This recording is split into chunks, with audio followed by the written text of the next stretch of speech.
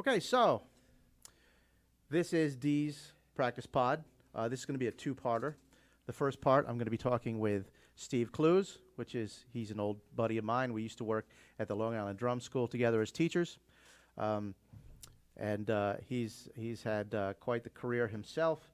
One of the reasons why I brought him in is because I've never been in a tribute band before, and I'd like to hear a little bit of something about that, and of course anything else that he'd like to talk about. So, welcome, Steve. Hey, thanks, Andy. How you doing? I'm doing great. Thanks Good. for having me today. And I brought some of my friends with me today who we'll talk to later on. I'm pretty excited about, Yeah, that's fantastic. Yes. So, the main reason why I called you initially is because you were the drummer for a band called Mammoth back when we were working together. Mammoth is just a email. Don't know. Mammoth was I assume was. Yeah. Van Halen Right. tribute A Van Halen tribute band, which for the young kids, this little whippersnappers, they don't realize that used to be actually the name of the band before they changed it to Van Halen. So, Van Halen was originally called Mammoth back in the day. Yes, indeed it was. Yes. So, what is it like to be the drummer in a tribute band? Obviously, some guys take it further than others, where it has to be a note-for-note replication of what you hear on the album. What was your guys' approach? Well, it's interesting how Mammoth came about, because I put an original band back together called Sweet Revenge. Right. Which was up and running in the late 80s, and we went through the whole club scene and had a great time when it had a great run. Back in 2001, we put Sweet Revenge back together for a big reunion show at Mulcahy's, and we packed the place, and it went from one show to a bunch of shows to another CD. And what we did when we were out playing is, since everybody in Sweet Revenge was a huge Van Halen fan, we threw a couple of Van Halen covers in our set. And we noticed that we got such an amazing reaction from the crowd. We said, "Whoa, what are we doing here? Let's take this a step further, and let's start a Van Halen tribute." We had a couple of issues, though, because two of my band members lived in Florida. So to really get this up and running... Was that all? It was a bit of a problem, yeah. So, my guys bounced back and forth for a couple of shows, and then it was really... We couldn't really do it with those guys as much as we wanted to, so we brought a couple of other guys in. We brought in one of the best David Lee Roth wannabes in the business out there to front the band, and we hit the stage running again. And so that actually was one of my questions: is which era of Van Halen were you guys? We did all the old David Lee Roth stuff. Okay. Yes. Not that I dislike the Sammy stuff, because I do love the Sammy stuff. I think everybody pretty band. much gravitates towards the Dave stuff. Yes, that's the stuff we were kind of born and raised on. Right, and, right.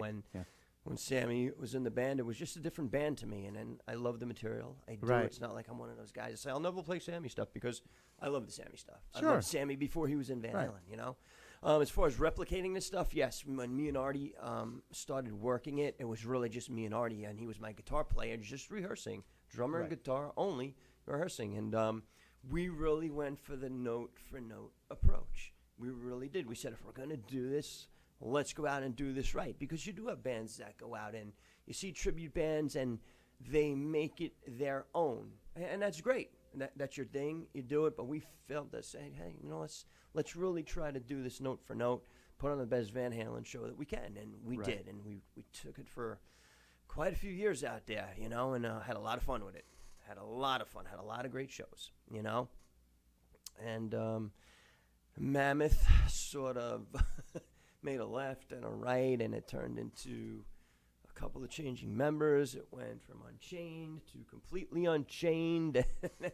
Yeah, well, it's just all part of it, being in the business out there, being in the tribute band. And, absolutely. Well, being in any band, really. Exactly. The hardest thing about keeping an organization together is, firstly, organizing, and secondly, keeping all of the members together. Because particularly when you're doing something artistic, people grow, and they grow apart sometimes, and sometimes it makes it so that it's just not feasible to keep the same Right, crew, exactly. you know? Right. So, It's got to be healthy. You got to have a healthy relationship. Absolutely. You know, and it just Right. makes it that much better. It really does. yeah. You know, and as far as I mean, the overall look of the band, we tried to look the parts a little bit. I don't look like Alex. I'm grateful for that, actually. But as far as my drum kit, I did come out with the big monster kit with the black and white stripes that it's so Right. recognizable, and already came out with Right. Frank's 9 guitars, and he even had a mini Eddie replica guitar, which was really cool. You know.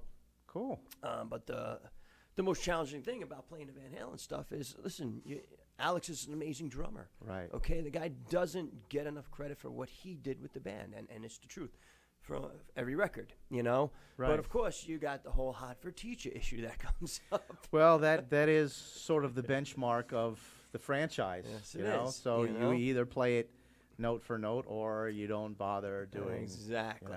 you know? Right. So we worked very hard, and we put in a lot of hours learning this stuff, and to this day, I'm very happy about what we accomplished out there in the tribute scene. I really am. I think we left a really good mark.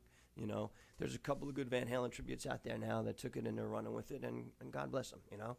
But I Sure. had a lot of fun with it. I really did. And it's funny because I just got called to do another show back in July in Atlantic City with a Van Halen tribute, and I jumped on board, and I had a blast with it, you know. That's It was great. really cool. That's great. Yeah. So musically, other than what we will be talking about later, what do you have any projects of yours right now that are ongoing, or are you just like project to project to project? It's kinda? basically project to project. You know, something calls, and you know, I'm like, hey, this is pretty cool. I might want to check this out. I'll take a look at it. You know, Right. but I'm not in a steady, ongoing project right now. Right now, I'm pretty much just bogged down teaching. You know, which I love Right. doing. You Yeah. know, Oh, it's nothing helps the chops better than having to take it out of your brain exactly. and put it in someone else's brain. Exactly. There's no guesswork if you can actually do that, so you know that you actually are proficient in what it is that you're doing. Very true. So, Very true. You know, so you know, once in a while I get a call, and you know, whether it's an original band or a cover band, and you know, and then I'll decide, do I want to do this? Don't want to do this, and it's kind of cool to be able to sit back and do that at this point. You Right. know, I'm not looking around to run out and tour the world right now. You know, unless the right offer comes along. You Sure. know, Yeah, I'm not saying yeah. no, you know, to anybody, but you know, a few years ago I was bouncing around quite a bit. I actually got a call from the Twisted Sister organization that they needed a tech for AJ, right. which was really interesting. It came out of the blue. And at the same time, I was managing a band called Toxin, which was my son's band, and I was in Unchained. And I go, wow. I never thought about teching for anybody. But I heard AJ was a great guy to work with. And I said, you know what? Let me see what this is about. So I said yes to the gig, and the week later was, I think, Twisted's first show at the Best Buy in New York City. And I met AJ, and he was a hell of a nice guy, and we just clicked. Just clicked. It was amazing, you know? So I said, hey, this is actually really cool. So I jumped on board with Twisted, and I teched for them for a few years and bounced around the world with those guys for a while. In between, I was doing Toxin dates, and it was just pretty much nonstop, and something had to give. So my tribute band was the first thing that had to give, unfortunately. Yeah. you know? Well, But you it was, know. you know, it was all good though, you know, because at that point in time, I did the tribute thing for quite a few years, and I was like, you know what, if anything's got to give, that's going to have to go and first. So you it felt did. that made its run Yes, anyway. you Right. know? Mm-hmm. Are they still around in any capacity, or? The Van Halen tribute? Yeah. Yes, actually, the last lineup that we had up and running, it's interesting because it was Johnny Raggio on guitar and Gene Hendrickson. If you remember these guys back from the Rough Cut days in Long Island, were a huge Long Island band. I used to go see them all the time, play, loved them. Right. And Kevin Humphreys on bass. And they continued with a new lineup, and it's called Completely Unchained right now, and that's actually the band that I played with in Atlantic City over the past summer, you know? So they're still up and running, still killing it, still doing good, still bouncing around. That's good. Yeah. That's good. It's good to hear when something has life to it still. Yes, yeah. You know. So Still got legs, still moving. good. You know, it's because people still want to see that stuff. People love it, you know? Yeah, I well, mean, that's the deal, you know? music is cyclical also. So just because something's in vogue now doesn't mean that you got to remember at one point Bach was pop music, Very true. you know? So things find their audience, and an audience never really goes away for anything. It just becomes more selective, as they say in Spinal Tap. Very true. So, all right, well, it's fantastic to talk to you and hear from you and hear what you've been doing. I have 3 young gentlemen in here right now that you have been working with. You want to tell me a little bit about that? Sure. Aside from teaching and playing, what happened a few years ago is my son Jason started a band.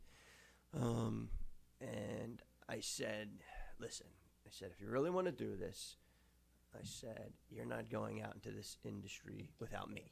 I said, because it's an ugly, scary place out there at times. And he said, fine. He goes, let's build this band. So he had a really good keyboard player on board named Matt Hulse, and we built a band called Toxin. So I became their manager, and we built this band, and I kind of brought in a team of people around the band, and the band did a lot of amazing things in a short amount of time. Jumping forward a few more years later, Toxin went by the wayside, unfortunately. It's just all part of the business, as we all know. And I was getting a lot of calls from other bands. Would you manage us? Would you do this? Can you help us out? And I just really didn't have much interest in the time until my buddy Ed Viteri called me up. Now, me and Ed go way back. He's part of the rock and roll scene. He's a great guy, and I knew his son, Jesse.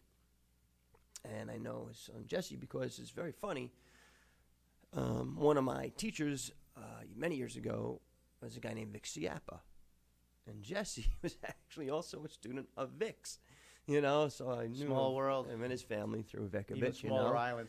Right, so Ed calls me up. He says, listen, Jesse's got a band. He goes, I want you to see them, and can you come down and check them out? And they're really good. I said, by all means, let me come down and see what you got going on. So I go down to these kids' rehearsals, and these kids played, and I had to take a step back. And I go, holy mackerel. I saw 3 guys play their hearts out in front of me, and that's exactly what I want to see when I see a band play. Okay, and I'm not looking for technicality. I'm looking for guys that play with feel and emotion, and they're hungry. And I had 3 guys that did that, and I go, whoa. I said, holy crap. I said, these guys are the real deal, and they're young, and I love it, you know? So I said, yeah, I'll get involved to help you guys out. I'll come down, and we'll go through rehearsals, and we'll do some gigs, and you got to take that? No. Okay. And the band is up and running. The band is called Pine Street. So I said, hey, man, since I'm coming down to talk to you today, Andy, let me bring these guys in here and let them do some talking to you, you know, because they're really good guys. And they just did a killer show at 89 North a couple of weeks ago where, I mean. Yeah, you were telling me about it. Nobody touched these kids that night. I mean, Very you well got guys received. on this stage I've been playing 20 years that I had to take a step back and go, oh, really, you know? So these are the guys in Pine Street. You got Jesse, you got Matt, and you got Devin sitting here in front of you, so they're all yours. Okay, fantastic. All right, let's do a little changing of the guard here. We'll just, you know, move things around. A little traveling music. That's enough.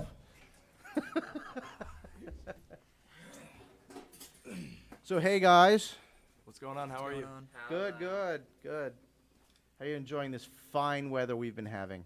It's disgusting. It's amazing. Oh, yes. It's absolutely amazing. Good old Long Island winters. You know and never know what you're going to expect, except that it's probably going to stink. Makes me feel so good. Home sweet home. Okay. All right. So, again, just so that anyone listening gets a feel for what your individual voices sound like, could you each individually tell me what your name is and what instrument you play? My name is Matt Schock. I play lead guitar, and I also do lead vocals. Okay. My name is Jesse Viteri. I play drums, and I do backup vocals. Okay.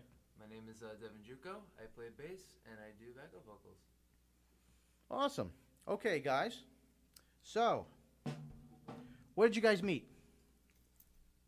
Well, we met at school. I was Devin was actually in my art class. And where'd you go to school? Plant Edge High School. Okay. And we just started talking. One thing led to another. Devin came over to jam actually with me and Matt, 'cause me and Matt knew each other before then. And then it was right from there, we kind of just clicked. Yeah, things started to kick off. We all realized we had the same musical interests, and we wanted to join a band and start jamming together. And that's what happened. Now we're here. And actually, me and Jesse knew each other way before this, like when we were like 9 or 10 years old. You know, we were friends and stuff, you know, Right. kind of drifted apart. And then when high school came around, I was in 10th grade, he was 11th, and we had that art class. And I just started playing guitar, and it was just a really good opportunity. So I was like, yeah, let's jam. And here we are. So how long you guys been together now then? We've been together for about a year now, and we're just really happy to be around. We've accomplished a lot of things already, and we're hoping to take the bull by the horns and keep going. That sounds great. That sounds great. What would you say your musical influences are?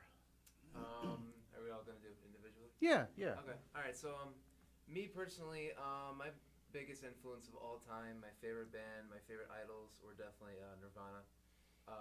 I just think they're amazing.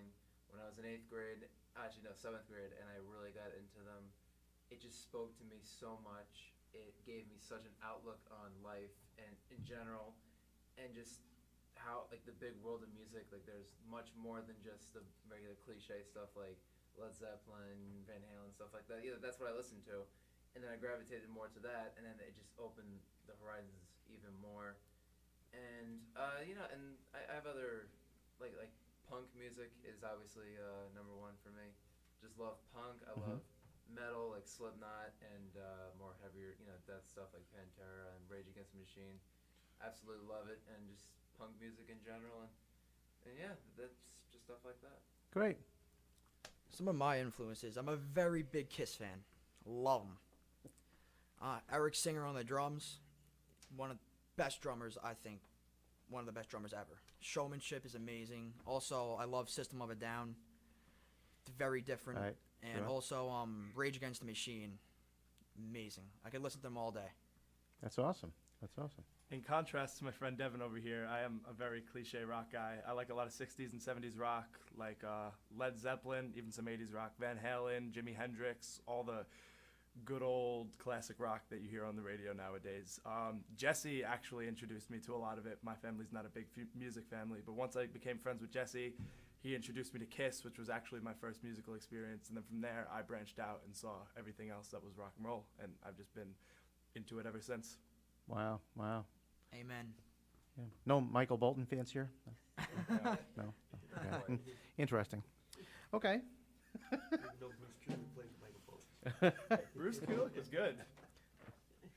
Well, you know, the thing I like to say, if you were to look around, this is taking place in my teaching studio, and if you were to look around at my CD collection, it looks like 10 different people's CD collections. Drummers in particular, we have a tendency to get bored easily. So we look for that next new thing to do. And the great thing about it is it just becomes this soup after a while where we start playing things from different genres at the same time. And sometimes it works out well with our bandmates, and sometimes it doesn't. Depends on what you're putting together. But it's never a bad idea to have a bunch of different influences. Well, music is an endless journey. It can never end, and it can go forever, and you can discover just all types of stuff that you Hear, didn't hear. even know existed or loved. Absolutely. Absolutely. So we talked about your musical influences. How about your individual, who do you see as like your particular instrument influences? Who are the guys that you look to basically to know your instrument? As I said before, Jesse introduced me very first to Kiss, and I got very heavily influenced by Ace Frehley. And that also brought me into stuff like Led Zeppelin's Jimmy Page and just learning all the blues riffs that can be incorporated into hardcore rock and roll. I love listening to stuff like that. It influences me in my songwriting and my solo writing and just how I attack the guitar and what I feel and what I look like up on stage. Fantastic. You, sir. Some of my influences are Travis Barker, Blink-182, amazing drummer. Love all his beats, off-time beats, amazing. And also, of course, John Bottom. How can you not? Well, like yeah. John Bonham? No one's collection is complete without Bonzo. Yeah. And also absolutely. can't forget Joey Jordison. Yeah, sure. Amazing. And also Tony Royster Jr. I can watch him hours at a time. He's an interesting player to watch because he's been, even though he's still at a relatively tender age, Yeah. he's been playing professionally for a very long time. And the thing that I love about him is the fact that he doesn't stop learning. Yeah, he's Which is amazing. what I would suggest anyone do. Continue to try to forge forward and play different things and continue on what it is that we have to do. That's what I love about this guy. He always could just pick up anything right away, and he always just serves the music no matter what he's taking from, and it works really well. Absolutely, that's very important too. Remember the Beatles. Everybody Definitely. Yep. likes to kind of crap on Ringo, but Ringo played what was necessary. Ringo he was a lefty that played on a righty kit, which made it so Yep. crazy. Because Sure. He had to go around a totally different way, which made it sound totally different. And that's why they wanted him, because they didn't want anyone to copy his style or his sound or just who he was. Exactly. Well, it probably also made him select the notes he played more carefully because it wasn't going to be this big Olympic event. It was going to be what it had to be, and that was going to be it. It's almost like So. he was limited to a certain extent because he couldn't do what a righty drummer would do on a righty kit. He had Sure, to do what a lefty drummer sure. would do on a righty kit. Absolutely. Right. So, My biggest heroes and inspirations, idols. When I used to play drums first. That was what I did first. And I would say, kind of like Jesse would say, Joey Jordison, John Bonham, even other guys like Buddy Rich and Gene Krupa, stuff like that. sure. Love those guys. I think drumming is a fantastic art, just an amazing instrument, and there's so much to it. And as years went by, and I got into Nirvana, of course, my biggest hero for guitar or just picking up anything other than drums is obviously Kurt Cobain. Just Right. biggest inspiration. Also, Billy Joe Armstrong of Green Day. I love just playing guitar, palm muting, learning different chords and stuff. And bass, overall, my favorite bass player of all time is Mike Dirnt. Absolutely my biggest inspiration, my biggest hero, my favorite bass player of all time. And just even other guys like Tim Comerford from Rage Against the Machine. I just love the bass. The bass. I don't know. I mean, not really like any specific guys. I just love the bass in general. Just the way it works and the endless journey that there is into it. So, yeah. Right, yeah. That sounds fantastic. Okay. All righty.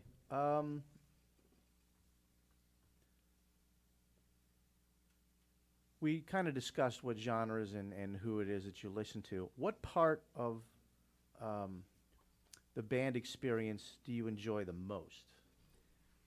What I enjoy the most is definitely just playing on stage, just chemistry with these two guys. It feels unbelievable. I really enjoy when we actually get to go to rehearsal and create our own material. We get to put our feelings into our songs and put it out there in front of a group of people that have never seen us before, and having people pretty shocked by what we could do because we're still young. And I just hope that could keep going and keep progressing to somewhere that it could get bigger and bigger and actually make people feel what we feel and touch people in their hearts and in their minds and realize what we really feel. Cool. The biggest thing, I just love playing music. It's what I live, it's what I breathe, it's what I think about all the time. And just the fact that I have these two guys, or really anybody in general, to play music with is just, I feel so grateful for. It's such a gift. It's something that I love doing, and it's something that I want to continue doing the rest of my life, with no matter who it is, no matter what instrument it is. I just love playing music. It's just what I am, it's who I am, and it's what I want to be. Terrific. Okay. What's your least favorite thing?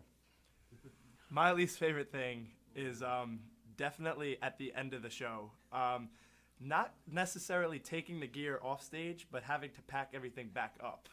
I mean, Oh, you're talking to a drummer, so yeah. I okay. know. Yeah. I have to help my drummer out all the time with it. I have some of the least amount of gear it is, but whenever I'm on stage and whenever I'm done playing, I just want to keep the energy going and keeping the vibe going so that I don't have to slow myself down and packing everything up. Which We should ask David Lee Roth what his worst, because I had to take that little microphone and click, and go home. Yeah, those guys are lucky, man. Let me tell you. Of course, I have to ask the drummer, but what's your least favorite part of it? Yeah, definitely packing up, Packing up. lugging all that stuff everywhere. Do you make yourself a checklist?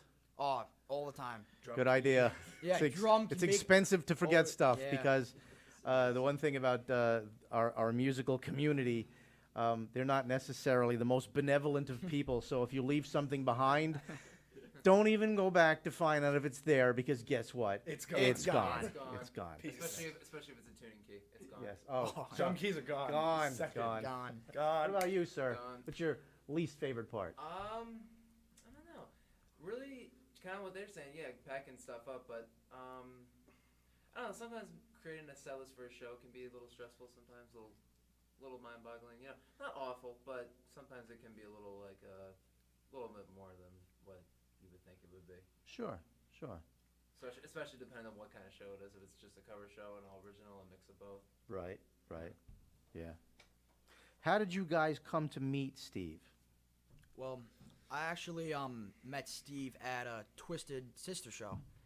Him and my dad were friends. He brought me back there to see AJ Perro's kit, and I'll never forget that day because that's when I really started getting serious about drums. And I will never forget when Steve gave me a pair of sticks there. It was just such a great experience. Never forget. I actually met Steve when Jesse and Jesse's dad took me to see Steve's son's band, Toxin, play at Deer Park. And just that day alone, when I first met him, he gave us, Jesse and I, so many tips on how we should be starting, what to do, how to look, and just gave us the whole sort of input on what the music scene is like and showed us and finally brought us into that world that we've been wanting to get into. And I really am appreciative of that. Very, very amazing story here. I just simply met Steve at the first time he came to our rehearsal. Like, that was it. There's really not too much to it. You're right. That was an amazing story. Oh, You tell them one of parties, Dev? so amazing. I sleep at night so well knowing that I had that story. So, how would you say he's helped you the most? Steve, that is. Just in case you were wondering. Yeah. Right. The man, the myth, the Steve-O. legend. Steve-O. I definitely feel like he's helped us the most when he comes down to rehearsal. He just points out different things that he likes and doesn't like. Since he is a drummer, he definitely points out a lot of Jesse's stuff, and Which helps me. it does help him. And for a lot of the times, it just makes us better when he points out even some vocal things. Like sometimes we could hit flat notes or sharp notes, or sometimes a lead lick on guitar isn't as clean as it should be, and he just tells us what needs to be tightened up and what needs to stay the same. Because I mean, he's been around that scene so much that he knows what people like to hear and what it should sound like to make it sound tight and clean and like a real rock show. Kind of like what Matt said also. Like, he points out like all constructive criticism, which I'm very grateful for, because if he wasn't here, like, it would be kind of not hard to fix it, but it's just so much better that he's there to help us out. An experienced guy, just, knows what he's doing, and I'm very grateful. I just, kind of what Jesse said, I just love the honesty. The constructive criticism is on point, it's factual, and it's actually, it's real. And it is there just to help us so much and to help us progress even more on a much higher level than we ever expected without his help or anything. Like, it would just be, I can't imagine what it would be like if we didn't have his help, because a lot of tips and stuff that we probably never would have figured out, or probably would have had a harder time figuring out if we didn't have him. So it's all good. I mean, we're so grateful for it because it's not just any guy coming off the street just saying, oh, I don't like the way that sounds, change it. It's some guy that has actual experience with knowing what sounds good, what doesn't sound good, what's going to please people, and what's going to please different places for us to play. So it's really good having actual experience telling us how we should do things and helping us out. It's really, really nice. Do you feel what it is that he's been telling you has influenced the band's sound, or do you think that maybe it's just polishing it up?